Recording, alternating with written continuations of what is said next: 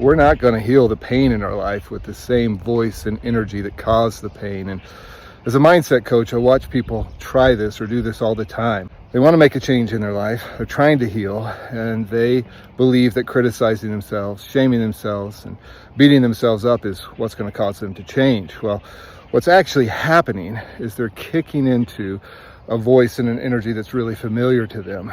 They might have had a really critical parent, or they might have been in a toxic relationship where the person that they were with or around was using shame or using criticism to try to get them to do the things that that other person wanted them to do. And so now that energy is stuck in their nervous system, and they auto-response to that energy whenever they make a mistake or they think about their failures. They kick into shame and criticism because that's the voice that's stored. That's the energy that's stored inside of them. And so what do we do to actually make the changes that we want to bring loving energy to our healing process instead of shame and criticism?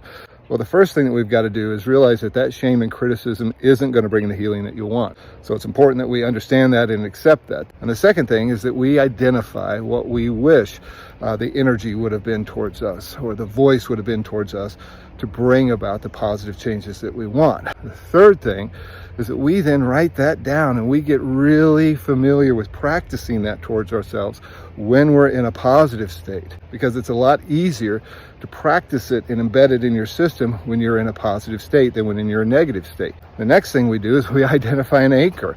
An anchor can be anything from a physical point on our body that we touch, a bracelet that we wear, or whatever anchor you need to remind yourself to transition yourself out of that shaming energy into the new positive energy that you've identified. And the final thing is that you switch to that new energy, that new loving, compassionate voice that you want to be practicing and using towards yourself.